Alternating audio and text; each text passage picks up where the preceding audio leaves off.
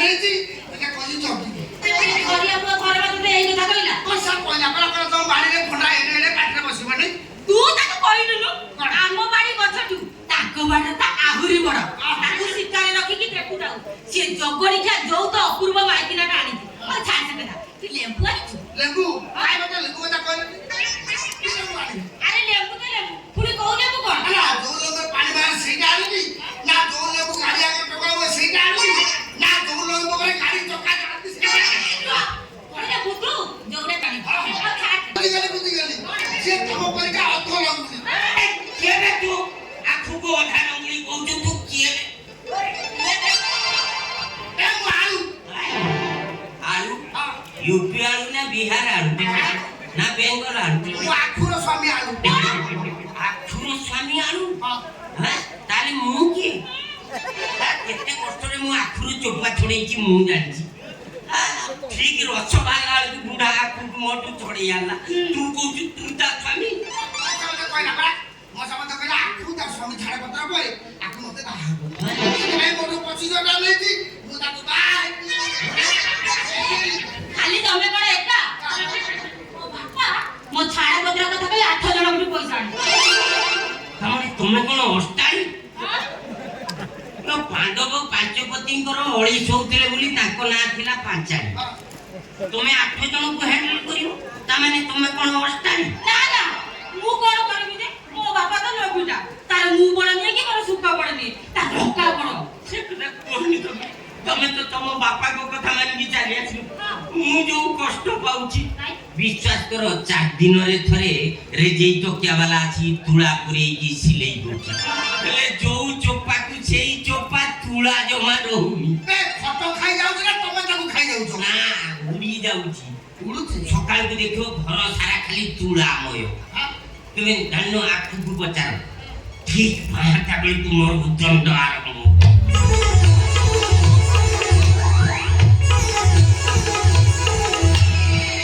ସିଏ ଯୋଉ ପ୍ରେସର ରେଜେଇ ଫଟା ଟକିଆ ଯାଇକି ତା ଯାଉରେ ଖାଲି ତୁଳା ହଁ ପରା ଆମ ଘର ଟାଙ୍କିରେ ପାଣି ସରିଯାଉ କାଇଁ ରାତି ସାରା କଣ ତମ ଟ୍ୟାପ ଖୋଲା ରହୁଛି ନା ଠିକ ରାତି 3ଟା ବେଳେ ହଁ ଆମ ରୁମର ବାୟୁମଣ୍ଡଳ ଯେତେବେଳେ ଗରମ ହେଇଯାଏ ମୁଁ ଟ୍ୟାପ ଖୋଲି ବସି ମୋ ଦେହ ଥଣ୍ଡା ହେଇସାରିଲା ପରେ କଥା କଣ ତମର ରାତି 3ଟା ବେଳେ ତୁଳା ଉଡୁଛି ତାର ରାତି 3ଟା ବେଳେ ବାୟୁମଣ୍ଡଳ ଗରମ ହଉଛି କଥା କଣ ତମେ ସେ କଥା ବୁଝିପାରିବ ତମେ ଯାଅ କାହିଁକି ଯିବି କଣ ପାଇଁ ଯିବି କୋଉଠି ଯିବି ଏଇ ଦେଖ ମୁଁ ଗୋଟେ କ୍ରିମ ଆଣିଛି ଆମେ ଲଗା ଲାଗି ସେ ମତେ ଲଗେଇଲେ ମୁଁ ତାକୁ ଲଗେଇବି କ୍ରିମ ଯଦି ବେଶ ଦିନ ରହିଗଲା ଯଦି ପାଉଡର ହେଇଯିବ ତାହେଲେ ଜୀବନଟା ବେକାର ହେଇଯିବ ତମେ ନା ବୁଝୁନି ପଇସା କଥା କହିଛି ମୁଁ ଆକୁ ବାହାବି ତାକୁ ସବୁଦିନ ଜଗିବି ମତେ ଜଗିବ କାଇଁ ମୁଁ ଛୋଟ ଛୁଆ ହେଇକି ହଜିଛି ମତେ ଜଗିବ ନା ତମକୁ ନୁହେଁ ତମର ସେ ସ୍ୱାମୀକୁ ସେ ତମକୁ ଡିଭୋର୍ସ ପରେ ତମ ପିଛା ଛାଡୁନି ମଉସା କହିଛି କହିଲା ଯେତେବେଳେ ତା ସ୍ୱାମୀ ଆସିବ ମତେ ସେତେବେଳେ ଫୋନ କରିଦେବ ତୁମେ ସେ ସ୍ୱାମୀ କି ଦେଖିଛ ନା ଦେଖି ନାହିଁ ଦେଖିଲେ ତାକୁ ଜାଣିପାରିବ ସେ ସବୁ ଓଜନ କଲେ 25 କିଲୋ ସେ ଅନ୍ତ ନାହିଁ ପୁତୁରା ଚମଡ଼ା ବାହାର କରିଦେଲେ ଗୋଟେ 13 କିଲୋ ସେ ଡାଇଲଗ କହି ଜୋର ମତେ ଦେଖା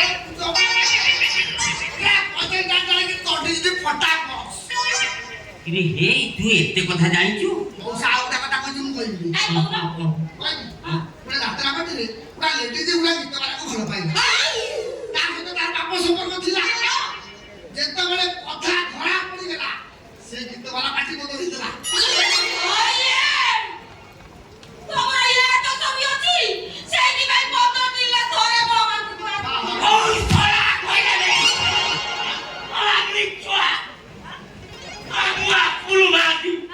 ମୋ ଜୀବନରେ କେବେ ମୁଁ ପଛ ଗେଟ୍ ଦେଇକି ଯାଏନି ଯଦି ଯାଇ ସାମ୍ନା ଗେଟ୍ ଦେଇକି ଯାଏ ସବ ମୋ ନାଁରେ ବଜାଅ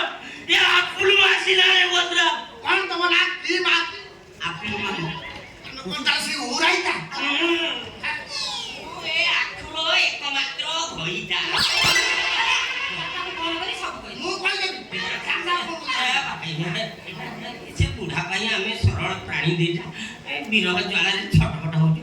ଆମକୁ ସାହାଯ୍ୟ କର ଆମେ ଅଧଘଣ୍ଟା ପାଇଁ ସେ ଶୌଚାଳୟକୁ ଯିବୁ ଶୌଚାଳୟ କାଲି ଯିବ ନୂଆ ନୂଆ ଓକିଲାତି କରୁଛି କ୍ଲାଏଣ୍ଟ ନାହିଁ ରୋଜଗାର ନାହିଁ ওই রুম এতে ভিড়ে যে ভড়া হয় গরিব প্রেমী মানଙ୍କର ସେଇ ଶୌଚାଳୟ ହିଁ ଭରସା ଆମେ ଶୌଚାଳୟକୁ କାହିଁକି ଯିବୁ ଶୌଚାଳୟ ସାଇଡରେ ଗୋଟେ ସୁନ୍ଦର ମସଜିଦ ଅଛି ଯୋଉଟାକୁ ଦେଖିକି ଗଲା ପରେ ଶାହଜାହାନ ତାଜମହଲ ତିଆରି କରିଛି ଆମେ ଯିବୁ ଦେଖିବୁ ଚୌଦ୍ୱାରରେ ଗୋଟେ ତାଜମହଲ ତିଆରି ଆସିଥିଲେ ଝାଡା ବସିଥିଲେ ଆଉ ସେଇ ଝାଡା ବସିବା ସମୟରେ ତାଜମହଲ ଗଡିଆର ଇଚ୍ଛା ତାଙ୍କର ଜାଗ୍ରତ ମୁଁ କହୁଛି ଜଣେ ଜଣଙ୍କର ଅଭ୍ୟାସ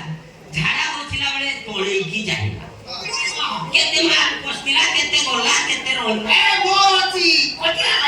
ଠିକ ସେମିତି ଶାହଜାହାନଙ୍କର ବି ଥିଲା ହଠାତ୍ ନଈ ପଡିକି ତଳକୁ ଦେଖନ୍ତି ତ ତାଜମହଲ ରାତିରେ ଶାହଜାହାନ ଅରୁଆ ଖାଇ ଦେଇଥିଲେ ସିଏ ଯୋଉ କ୍ଷୁଦ୍ର ଶିଳ୍ପଟି ପାଇଖାନା ପ୍ୟାନ ଭିତରେ ଦେଖିଲେ ତାପରେ ଚିନ୍ତା କଲେ ତାକୁ କେମିତି ବୃହତ ରୂପ ଦେବେ ତାପରେ ତିଆରି କଲେ ତାଜମହଲ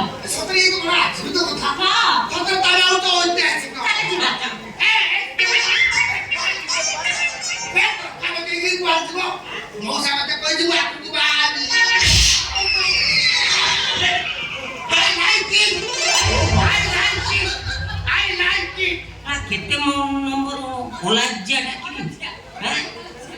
କେତେ ନମ୍ବର ଅଲଜ୍ୟା ତୁ ମାଡ଼ ଖାଇଲା ପରେ ବି ତୁ କହୁଛୁ କଣ ଆଇ ଲାଇକି ଆମକୁ କମେଣ୍ଟ କରୁଛୁ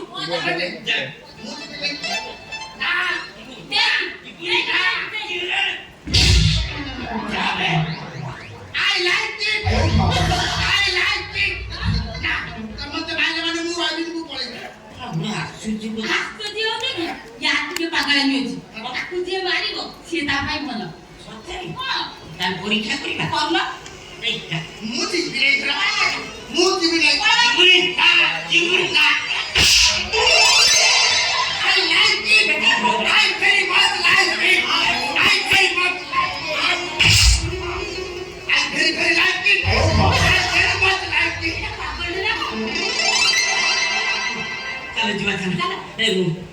तुमको देखी मुझे जानी तुम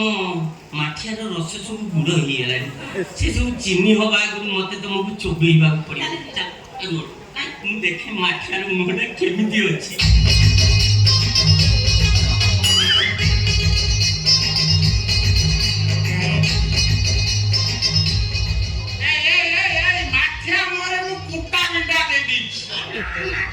खोला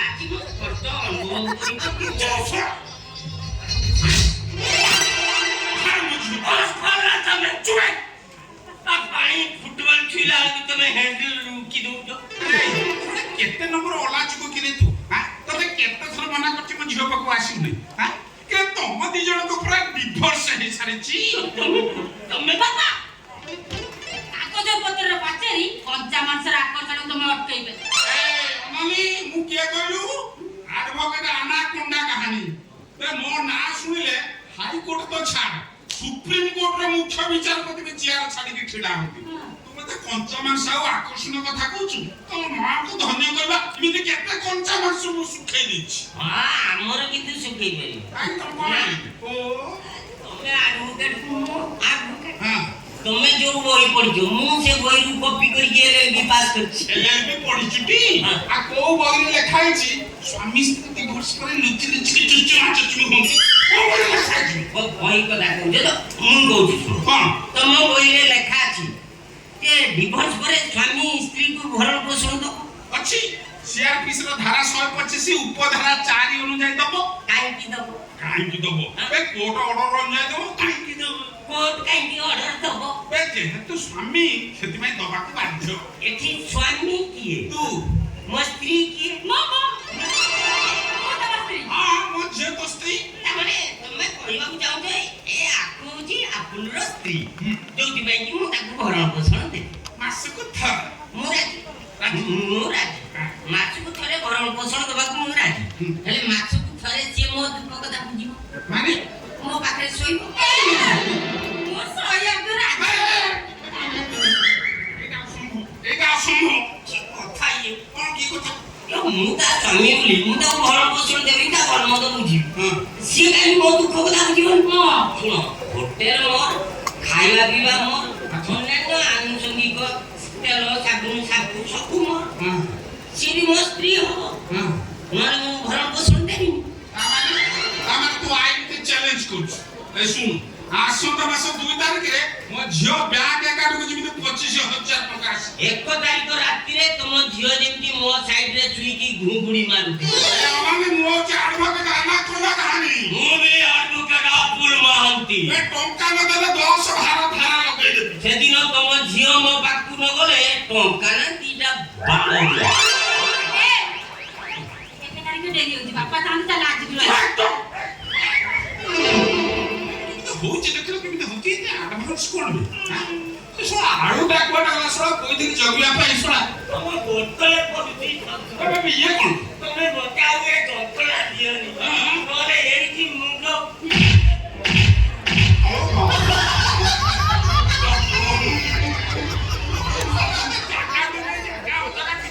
ପ୍ରଡକ୍ସନ ସେଣ୍ଟରଟା ନଷ୍ଟ ହେଇଗଲା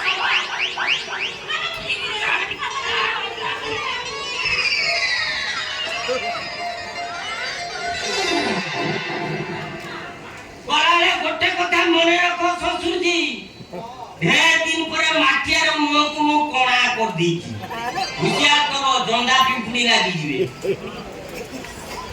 ମୁଁ ବି ଦେଖିବି କୋଉ